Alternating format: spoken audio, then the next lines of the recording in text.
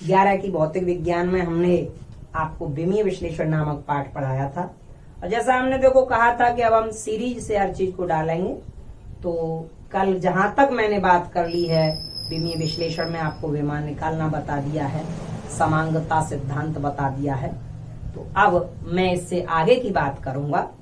इससे आगे हम विमाओं में क्या क्या यूजेबिलिटी करते हैं, क्या क्या इनके अनुप्रयोग हैं। तो अब मैं बता रहा हूं आपको विमाओं के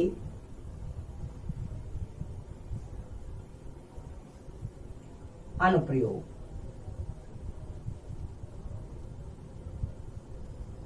विमाओं की सहायता से हम क्या करते हैं।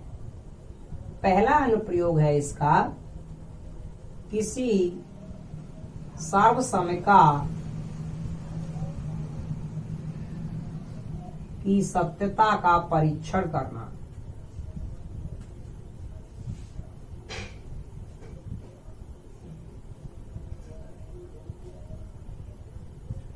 पहला यूज है, कोई सर्वसमिका है, कोई इक्वेशन समीकरण है, मतलब कोई सूत्र है, हमें उसकी असलियत जांच करनी है कि वो सही है या गलत है। तो इसके लिए हम क्या करेंगे, देखो करेंगे हम इतना, आपको ज्यादा कुछ नहीं करना इतना है कि पहले वो समीकरण लिखिए। समीकरण लिखने के पश्चात उसमें जो जो पद आ रहे हो उन सब की विमा लिख दीजिए। और समांगता सिद्धांत ये कहता है कि एक पक्ष की विमा दूसरे पक्ष के साथ बराबर होगी तो वो समीकरण सही होगा, और नहीं होगी बराबर तो सही नहीं होगा। देखो जैसे हमें इसकी जांच करनी है, s बराबर ut plus half at square की सत्यता की जांच करें।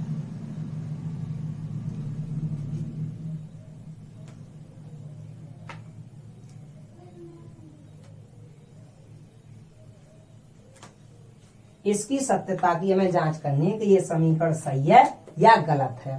तो इसके लिए हम क्या करेंगे, देखो हम इसको लिखेंगे s बराबर ut plus half at square. अब हम इसमें दोनों की विमा लिखेंगे, दोनों पक्षों में। s क्या है, दूरी, तो दूरी की विमा l is equal to u वेग होता है, प्रारंभिक वेग। और कल हमने आपको बताई है वेग की विमा lt माइनस 1 गुणा t समय की विमा t प्लस हाफ की तो कोई विमा नहीं होगी भाई, क्योंकि संख्या की कोई विमा होती ही नहीं है। तो सिर्फ किसकी विमा लगाएंगे, a क्या है, त्वरण। तो त्वरण की विमा होती है lt माइनस 2 और t स्क्वायर, तो गुणा इसकी विमा क्या हुई t और स्क्वायर, तो स्क्वायर। हमने क्या किया, हमने समीकरण में दोनों पक्षों की विमाएं लिखी। अब दोनों पक्षों की विमाएं लिखने के पश्चात हम कैलकुलेट करते हैं। तो यहाँ t से t खत्म हो गया, क्या बचा l, और यहां भी t स्क्वायर से t स्क्वायर खत्म हो गया माइनस वाला, क्या बचा l। अब आप देख रहे हो कि इधर भी l, यहां भी l और यहां भी l। और समांगता सिद्धांत क्या कहता है कि LHS की विमा RHS के हर एक पद के साथ अलग अलग बराबर होनी चाहिए। तो LHS की विमा क्या है, L, और ये RHS के हर पद के साथ ये L इसके भी बराबर है और ये वाला L इसके भी बराबर है। तो कुल मिला के बात ये है कि हमारा ये समीकरण या हमारी ये सर्वसमिका सही है। ठीक है, तो नीचे लिख देंगे समांगता सिद्धांत के अनुसार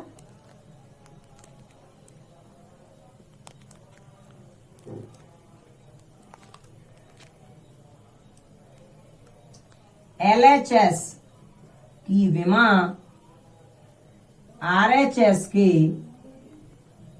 प्रत्येक पद के साथ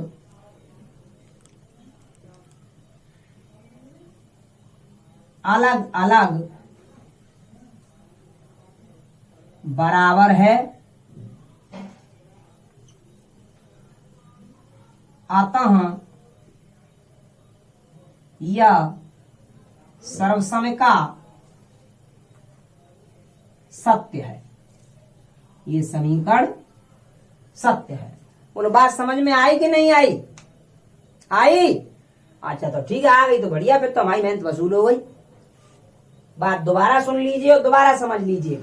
किसी भी समीकरण की सत्यता का पता लगाना है, समीकरण लिखो, लिखने के बाद दोनों पक्षों की विमाएं लिख लो। अब दोनों पक्षों की विमाएं लिख के और फिर देख लो भाई LHS की विमा देखो RHS के प्रत्येक पद के साथ अलग अलग अलग अलग बराबर आ रही है, तो कहने का मतलब ये है कि भाई ये समीकरण बिल्कुल सही होगा, एकदम सही है समानता सिद्धांत के अनुसार। ये थ्योरी बाद में लिख दीजिए, खत्म काम। अब इससे आगे की बात बताते हैं। दूसरा वाला इसका अनुप्रयोग है, वो थोड़ा इंपोर्टेंट है। देखो दूसरा अनुप्रयोग ये है कि विमाओं के आधार पर हम किसी राशि का सूत्र निकाल सकते हैं। ऐसी राशि जो किन्हीं 3 राशियों पर निर्भर कर रही हो या 3 से कम राशियों पर निर्भर कर रही हो। याद रखें, ऐसी राशि जो किन्हीं 3 राशियों पर निर्भर कर रही हो या 3 से कम राशियों पर निर्भर कर रही हो, तो विमाओं की सहायता से उसका सूत्र निकाला जा सकता है। ठीक है, देखो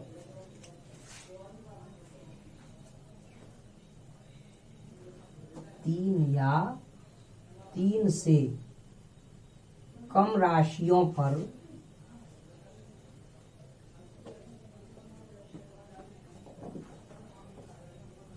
निर्भर भौतिक राशि का सूत्र व्युत्पन्न करना।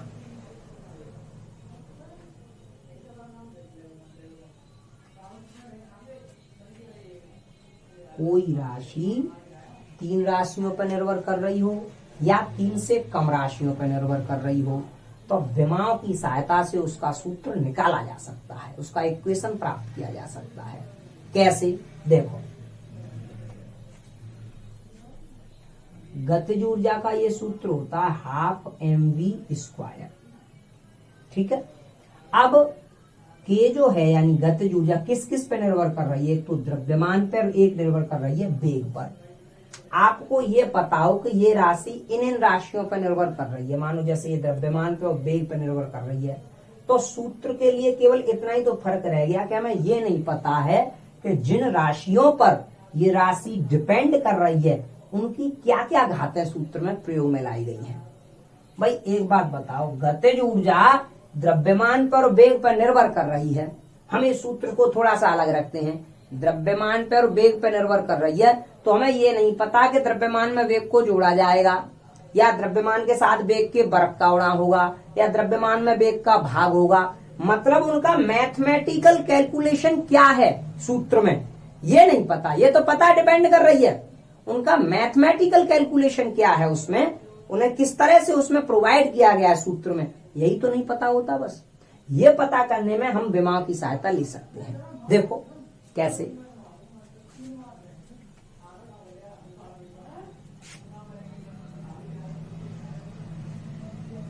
एक क्वेश्चन के जरिए बताता हूं मैं। अभिकेंद्रीय बल, या पढ़ेंगे आगे बढ़ती गति में, कण के द्रव्यमान, द्रव्यमान मतलब m, वृत्तीय पथ की त्रिज्या, कण के वेग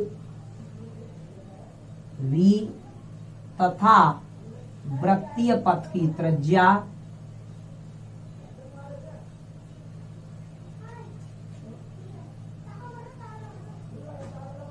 r पर निर्भर करता है।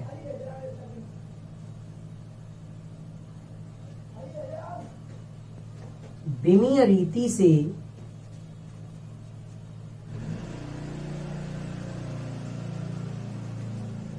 इसका सूत्र निकालें। देखो अभिकेंद्रीय बल, किसी भी कण पे जब कोई कण वृत्तीय गति करता है, वृत्तीय गति आपका हम पे उधार रहा है, ये अभी हम अगली वीडियोस में डालेंगे जब वो चैप्टर आ जाएगा।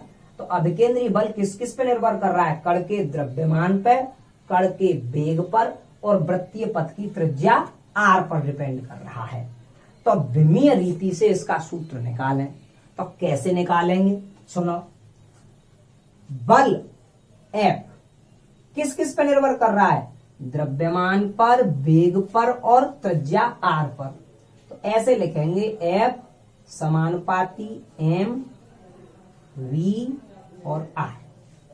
ठीक है, और अपनी तरफ से इनकी घातें मान लेंगे। हमने इसकी घात मान ली ए, इसकी बी और इसकी घात मान ली हमने सी। अपनी तरफ से हम घातें मान लेंगे। हमें ये तो पता है भाई कि अभिकेंद्री बल का जो सूत्र आएगा उसमें एम आएगा, उसमें वी आएगा, उसमें आर आएगा, पर उनका मैथमेटिकल पार्ट तो नहीं पता है कि किस तरीके से आएंगे, जुड़ेंगे, घटेंगे, गुणा होगा, वर्ग आएगा, क्या आएगा, यही तो नहीं पता। तो इसलिए हमने अपनी तरफ से इनकी घातें मान ली। अब समानुपाती के चिन्ह को हटा दीजिए, यहां ले लीजिए के नियतांक m की पावर a, v की पावर b और r की पावर c। इसे मान लीजिए समीकरण नंबर 1। ठीक है, यहां तक तो कोई दिक्कत नहीं होनी चाहिए। अब इसके बाद इतना काम करिए कि दोनों ओर विमाएं लिखिए। हमें करना क्या है? हमें इन घातों के मान निकालने हैं।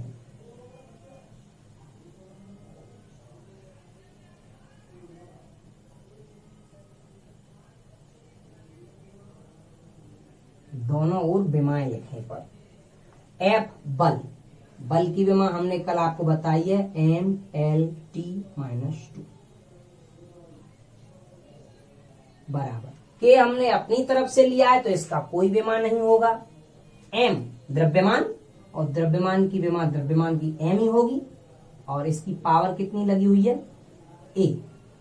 वी वेग की विमा एल टी -1 पावर कितनी लगी हुई है? बी।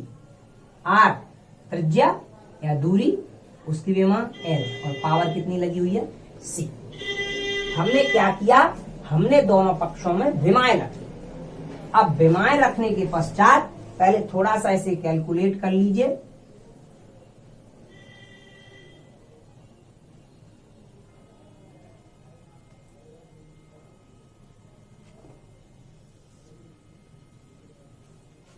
यहां ये हो गया m की पावर a, l की पावर b, t की पावर -b इंटू l की पावर c। और थोड़ा कैलकुलेट कीजिए। m की पावर a, l की पावर b इंटू l की पावर c, तो l की power b plus c into t की पावर -b। इतनी बात आ गई। अब हम क्या करें कि जो विमाएं हमें दोनों तरफ लिख ली हैं, अब इनकी तुलना करें। तुलना करने पर याद रखें हमारा उद्देश्य इन घातों के मान निकालना कि इन घातों की कितनी वैल्यू आएगी। इसके लिए ये सब कर रहे हैं कि हमने पहले विमा रखी है, विमा रखने की तुलना करेंगे, अब घातों के मान निकालेंगे। बस वो घातों के मान यहाँ पे लगाने हैं आपको, क्योंकि आपको ये तो पता है, बार बार मैं कह रहा हूं कि इसके सूत्र में ये राशियां आएंगी, लेकिन ये नहीं पता है कि किस तरीके से आएंगी, उनकी कितनी घात होगी, उनकी क्या प्रोसीजर मैथमेटिकल क्या कैलकुलेशन होगी उनकी, ये नहीं पता है। इसलिए ये सब हो रहा है। यही कि हमारे पसीना बाहर जा रहा है। तुलना की तो m बराबर m की पावर a, तो यहाँ m की घात 1 है तो a का मान हो गया 12। ठीक है, l की तुलना कीजिए। l बराबर l की पावर b प्लस सी, तो b प्लस सी बराबर कितना हो गया? 1। और t की तुलना करो, t की पावर -2 बराबर t की पावर -b, तो b बराबर कितना हो गया? 2। और b बराबर 2 आप इसमें रख दीजिए, इस वाले में b बराबर 2 रखोगे तो c की घात आज c का वैल्यू आ जाएगा -1। c का वैल्यू कितना आ गया? -1। आपके पास a की वैल्यू आई 1, b की वैल्यू आई 2, c की वैल्यू आई -1। बोलो यहां तक की बात समझ में आई कि नहीं आई? अच्छा, आ गई। ठीक है, हमने सूत्र लिखा, विमाएं लिखी, विमाओं की तुलना की, और तुलना करने का पूरा उद्देश्य, और इसको करने का पूरा उद्देश्य है इन घातों के मान निकालना। अब इन घातों के हमने ये मान निकाल लिए। अब कोई हमसे कहे कि जोड़ घटाव गुणा भाग नहीं आते तो हम पे ये नहीं आ रहा भाई, जोड़ घटाव गुणा भाग हम नहीं आपको सिखाएंगे इन वीडियोस में। ये फर्स्ट ईयर इंटर का पाठ्यक्रम चल रहा है कि जोड़ घटाव गुणा भाग चलाएंगे, क्योंकि तुम पे तुलना नहीं करना आ रहा कि यहाँ से बी का मान नहीं रखना आ रहा, तो छोटी क्लासों में ज्वाइन करो या फिर अपने छोटे भाई बहनों से सीख लो थोड़ा सा, कि छोटी क्लास में पढ़ते हो तो। हाँ, हम अपनी बात पे लौटते हैं। a की घात 1, b की घात 2, c की घात -1। इन घातों के मान को समीकरण नंबर 1 में रख दीजिए। ठीक है,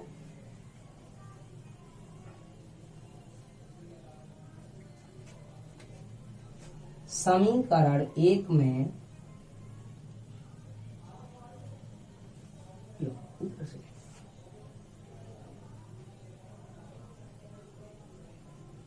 घातों के मान रखने पर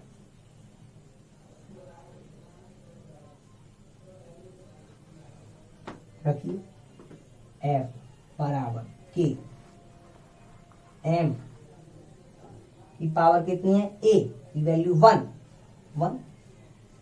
v पावर कितनी है b की वैल्यू 2,